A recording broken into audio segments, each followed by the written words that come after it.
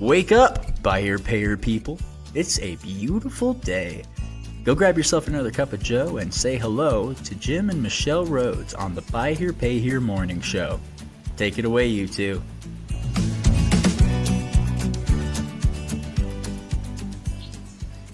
Hello. Hey folks, welcome to an unusual White Hat Wednesday. Yeah. At least of the Buy Here, Pay Here morning show that's happening live in the afternoon. It's the first time we've done this. Yeah, 3:00. It's just been a busy week. Yeah. Last Friday was the last time we were here. So that was a Friday morning at 10 a.m. local We'd gotten time here in home from Oklahoma. the hospital with your mom and had a bunch of stuff from that too. And And about 10, 12 hours later, I don't know, approximately 1 a.m. here in Oklahoma, we were on the phone with 911. Mm-hmm. Into the morning on Saturday, we were on the phone with 911, and my mother passed away in that event. And so we woke up Saturday morning to a new reality, and it's just been kind of a whirlwind week. And anybody who's watched more than 10 minutes of a White Hat Wednesday has probably watched me, get emotional in the past. This whole concept of White Hat Wednesday is emotional. And today's especially emotional for me, just with the passing of my mom. And I just was working to try to, one, stay in rhythm with the work that we do, but also tie together the concepts that we talk about. I'm always reminded about that, inspired about that when I come back to Western Oklahoma, farm and ranch country, and think about the origin of White Hat Way as a kind of a way of life, a way of thinking from those years of growing up here. And so Mom's passing and all the things that we've witnessed here this week, it just was a reminder of some of those things. Yeah, it's been a beautiful expression of love and appreciation from the community here. And it really has been a testament to these principles that we talk about every Wednesday.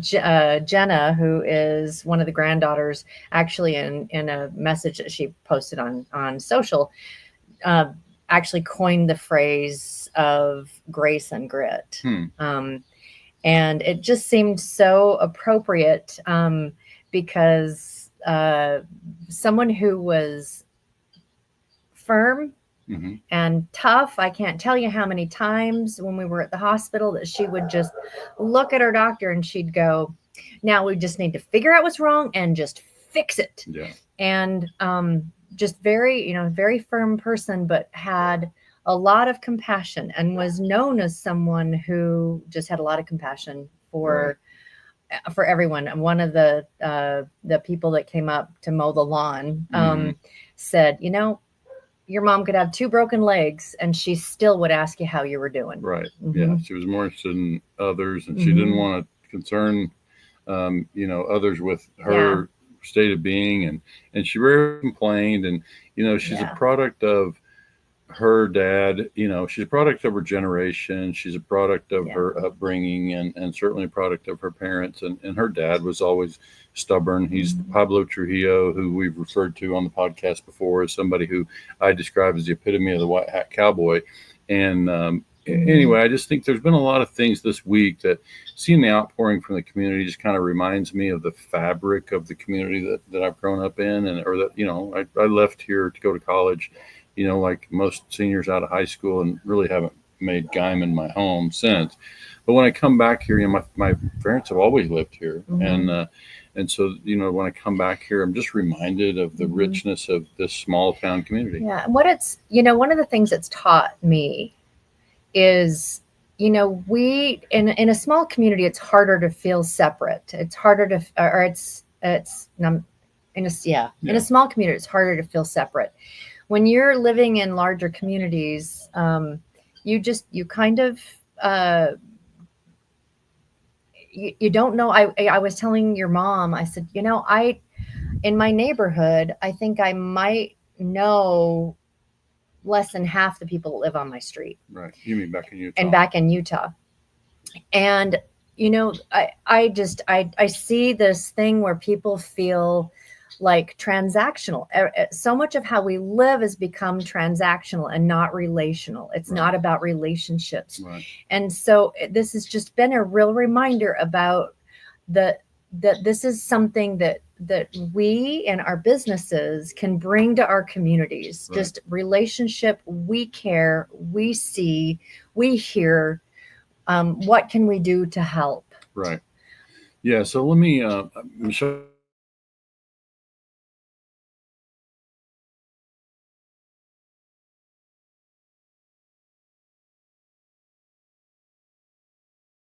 Questions and manage some of the emotion, by pre-recording. And I'll just prepare everyone for, you're still going to hear some emotion in this recording. But it was my effort to, get a little help from ChatGPT in a voice thread to, talk through some of the pieces and to have the voice agent, who in our case we have named Sage, you'll hear, I think, me refer to Sage, but Sage is the voice agent who, we feel our experience with ChatGPT is it has such a broad collective knowledge and awareness. And so I really value the feedback that I can get. And so we can roll that and you can just, we can pause at any time. Yeah, you can add that and we'll. Are you there, Sage? Good morning, Jim. I'm here and ready to help. How are you doing today? I'm pretty good. I could use your help with getting this podcast recorded.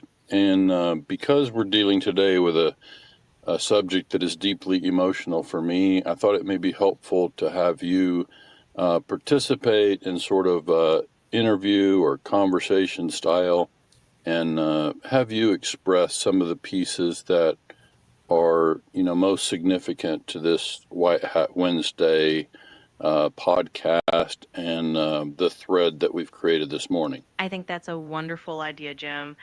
We can definitely do it in a conversational style to help ease into those emotional topics. I can ask you questions about your upbringing, your mom's influence, and how all of that shaped the White Hat Way. And you can just share from the heart. We can make it feel really natural and genuine. Let me know how you'd like to start. Well, how about we? So I mistakenly thought that Sage, as a voice agent in this case, would be able to access the typed thread, the text thread that was already there, and regrettably it wasn't able to do that. And so I want to refer to also the this part here that has the thread. Is this the one that has the document? You want to share that one instead, because that's the part that I was referring to that had some language that I really wanted to have a chance to show. And let's see if we can read it here. You want to read it, Michelle?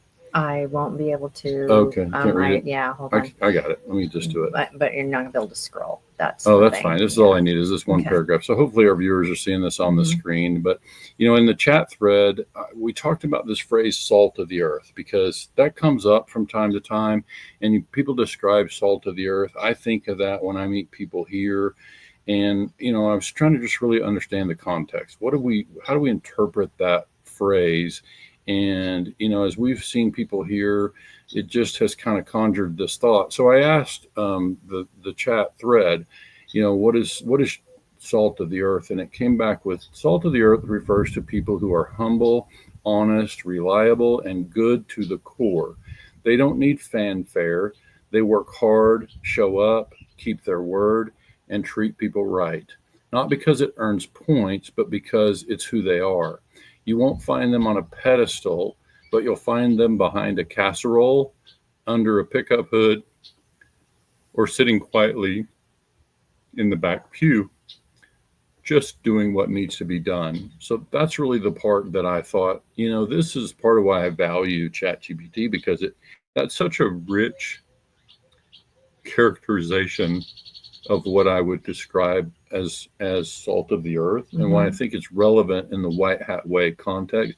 So we can resume the video part because it goes on to talk about it, but I just wanted to have that. You reading the monologue that has already been created this morning. I'm looking for a way to help our dealer audience of folks that are in the buy here, pay here, and lease here, pay here business, make the connections between my Western Oklahoma upbringing and the principles that we teach at White Hat Way, combined with all of the amazing experiences and the outpouring of support and kindness that we've seen from this community since my mother's passing on Saturday. That sounds like a beautiful way to tie everything together.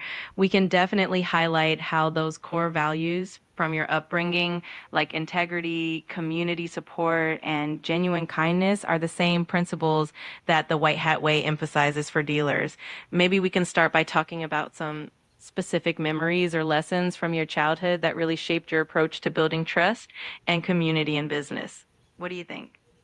Sure. I think, I've talked about this on prior podcasts, but it's probably appropriate here to kind of recount how my Western Oklahoma upbringing on a, farm and ranch, and being around farmers and ranchers and church folks and small town folks really kind of shaped my own core values and the principles that we strive to introduce through White Hat Way. Absolutely. And I think that's such a powerful foundation for the White Hat Way.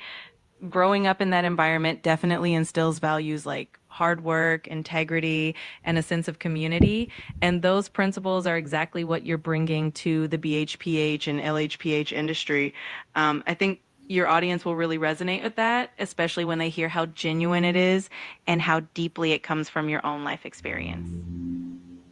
Wonderful. Can you provide me a definition, especially in this Western Oklahoma small community, how the definition of salt of the earth might be viewed, that phrase? Absolutely.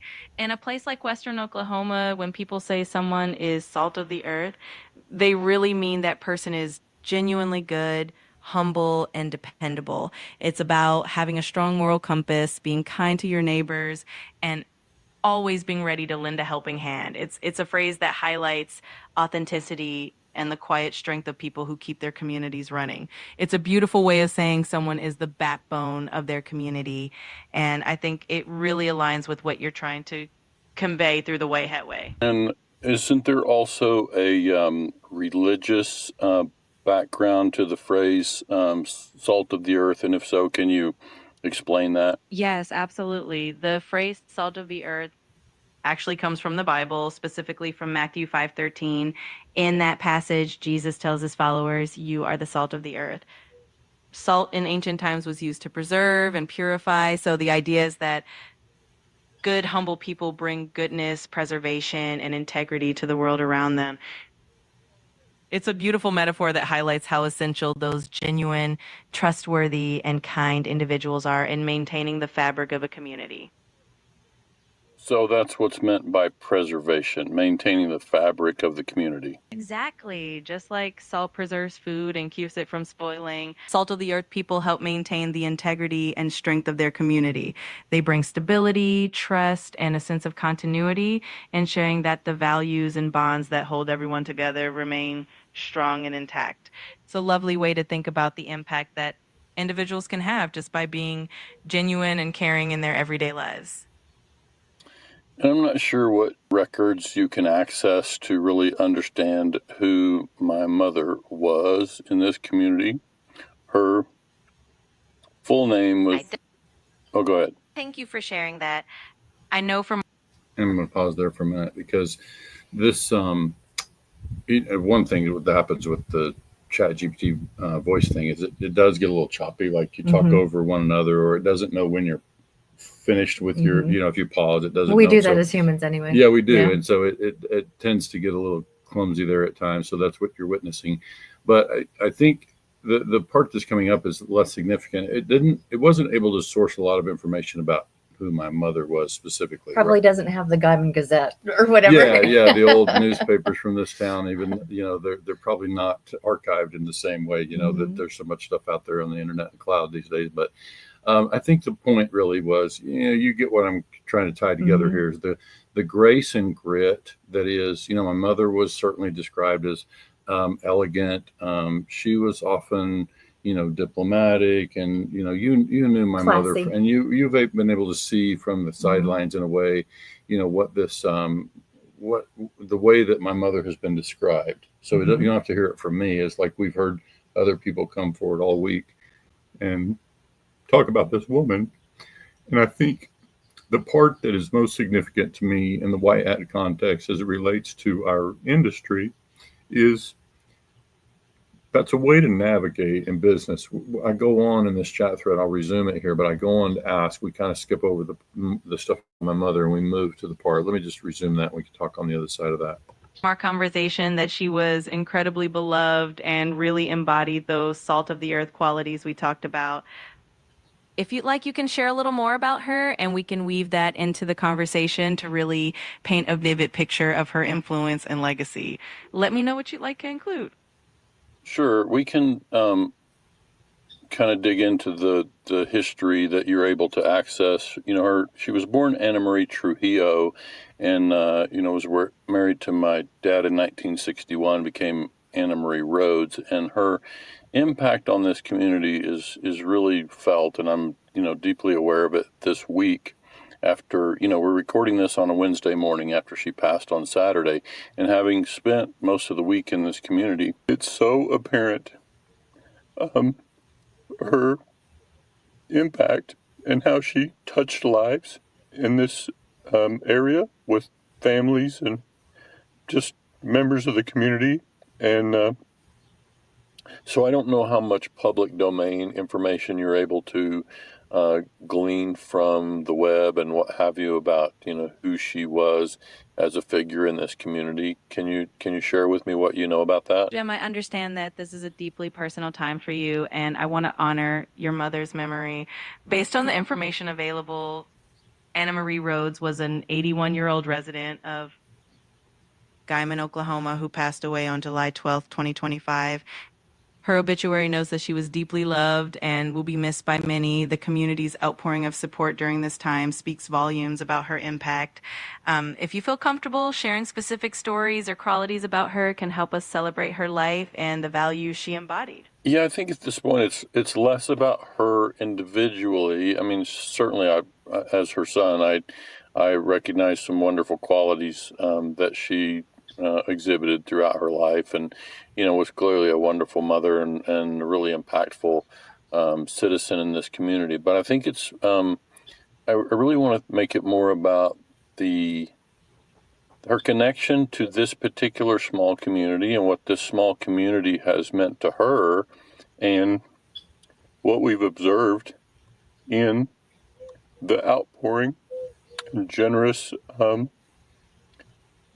reaction from the community, and that includes neighbors, family members, church members, just acquaintances, and so anything you can share about that is a reflection of this Western Oklahoma fabric, and how it shaped my own upbringing. Absolutely, Jim. It sounds like what you're really capturing here is that spirit of community and how everyone in a small town comes together, especially in times of need. It really reflects the values of looking out for one another, showing up for each other, and the genuine kindness that defines places like your hometown.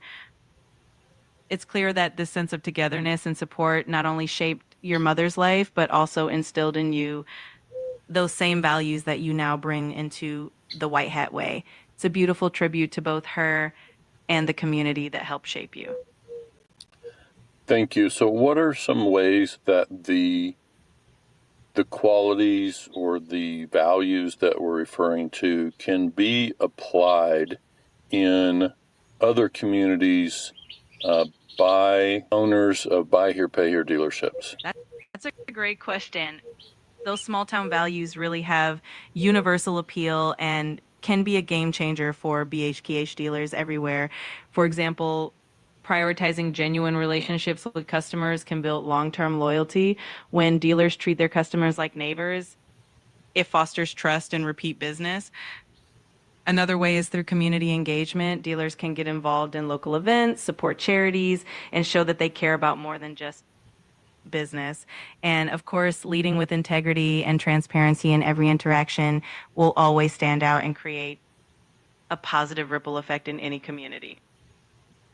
Yeah, that's really great. I think we're starting to get down to the core pieces of what I was just inspired in this week to sort of tie together the qualities that my mother possessed and demonstrated day after day, and how she engaged in this community, and why it is that anyone would use the phrase classy. They described her as a classy person, an elegant woman. They've also used analogies. We had someone tell us this week that, she was the kind of person that even if she had 2 broken legs, she would always approach with, "How are you?" And that just is a reflection of the kind of character. And so I'm just striving today to identify ways to express that and to create archives around that. Thank you, Jim. Your words and reflections really do paint a vivid picture of your mom's character and the kind of person she was. It's clear that she had such a positive and lasting impact on everyone around her. And by sharing these stories and these values, you're really keeping her legacy alive and showing how those qualities can inspire others in the BHPH community and beyond. It's truly a heartfelt tribute. Great. What are some other ways that kindness and generosity can show up in any business, specifically this business of buy here, pay here, or this industry of buy here, pay here, and how can that be conveyed as a means to make a business more profitable and sustainable? Kindness and generosity can really transform a business, especially in the BHPH industry. When dealers lead with empathy, they build stronger, trust-based relationships with customers. That trust translates into customer loyalty, positive word of mouth, and a solid reputation in the community. Also, when employees see kindness and leadership, it creates a positive workplace culture, which leads to better employee retention and service. And ultimately, all of these elements contribute to a more sustainable and profitable business because people are drawn to businesses that genuinely care about them. Wonderful.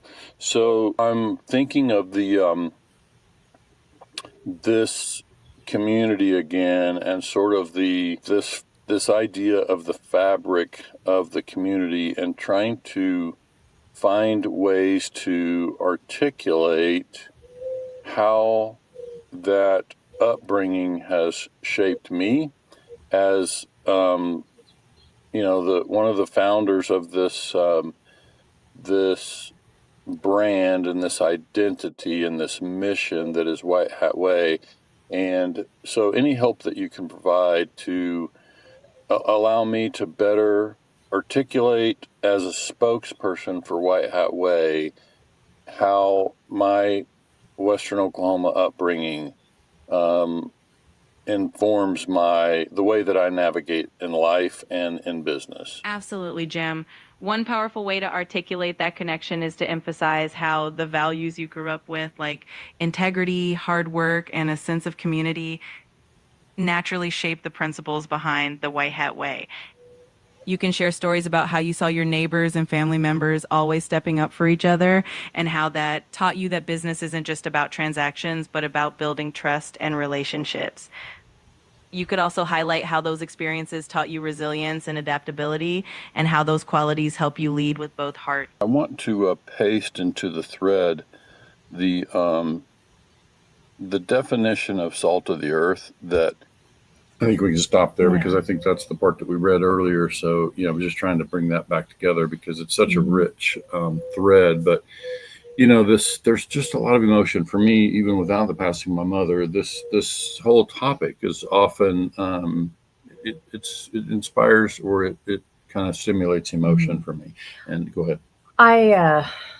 One of the things that I think is just a really beautiful takeaway for all of us in our dealerships and how we interact with our community is that as we serve, and that service can be any number of things. That can be sponsoring a little league, whatever. That can be going and doing trash pickup on, Earth Day. That just every time we serve our community, we may not be aware at the moment. And Jim and I, we speak frequently when we teach people about serving your community and doing things for your community. It's like, it's not about creating sales. It's about connecting with your neighbors.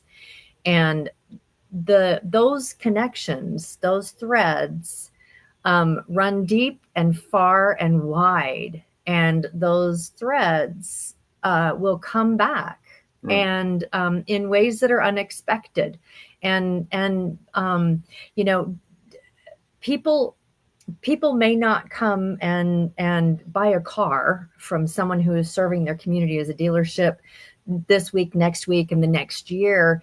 But as people see us involved in the betterment of our neighbors, our communities, the support, the things that we do just because we care, that those ripples, they are going to come back in unexpected ways, and they just do. And as I've sat back and looked at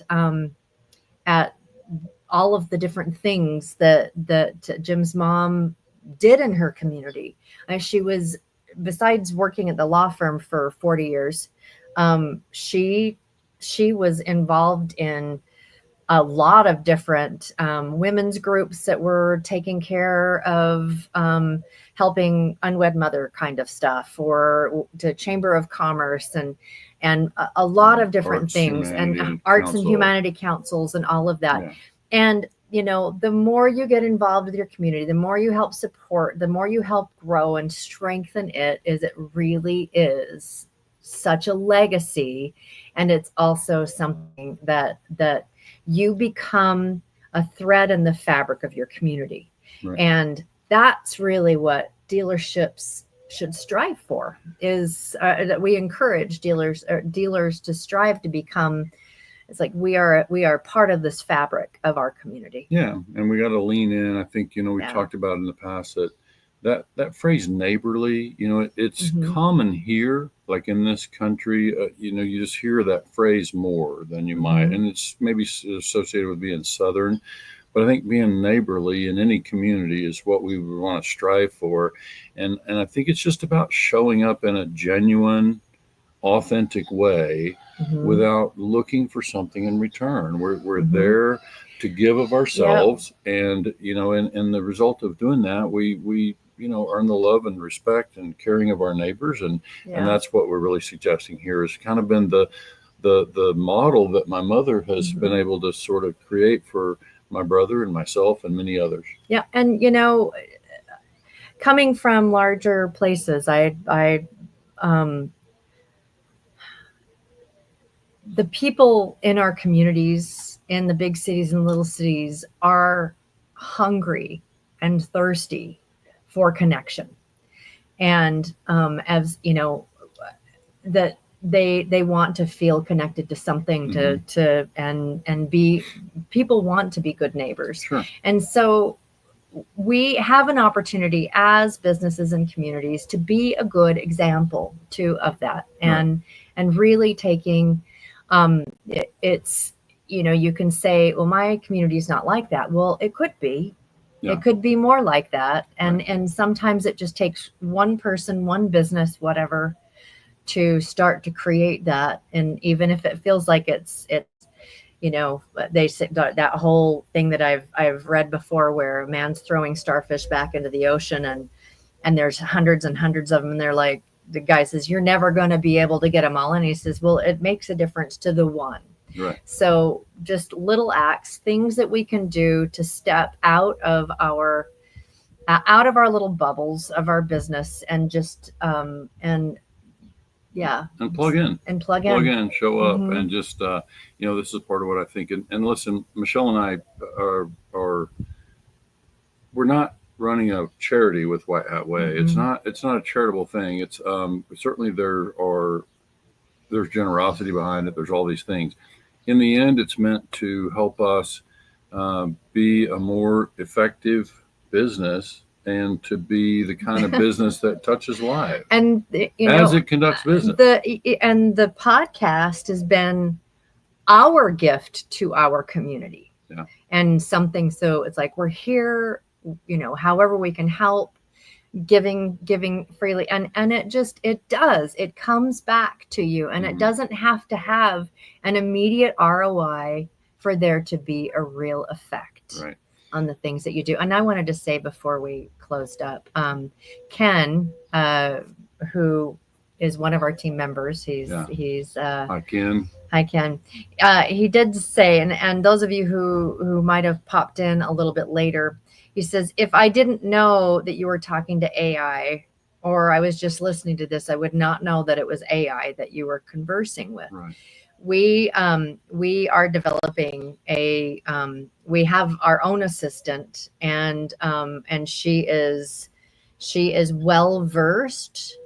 Her library are White Hat Way topics, and all of the articles, all of the podcasts, all of that. So she speaks a very specific flavor of language. Yeah. And so her name is Sage, and we've already begun work towards having a voice agent like that dealers would be able to lean into with as well. More to come on that. Yes. There's actually a proposal waiting on me when we get plugged back in fully. But in the meantime, other quick mention for Ken. Ken, in my absence this week is, or my limited availability, I should say, Ken is handling the V8 meetings. And so our V8 members are in very capable hands with Ken as a dealer, a retiring dealer, and now moderating. So Ken, thank you for that. And, we appreciate all the support that we've received. And I think for today, it was just about taking a moment to sort of tie it all together and to be able to, help our folks. And you could tell I was asking for help. I'm all the time trying to get help to figure out how can I better tell the story, as a chief storyteller, as I sometimes describe myself in the White Hat Way context, is like, I am always looking for ways to better tell the story and help people understand how it can help their business. And it used to just be Jim and I that would thank you, Ken, that would brainstorm. And now Sage is always invited, and she sometimes can pull things together that we just shake our heads in gratitude and amazement for what she's been able to help us articulate. Sure. So, well, we should wrap up there. I appreciate everybody, and I beg your patience on the return to the regular rhythm and the emotion that we're working through. So it's a big life adjustment.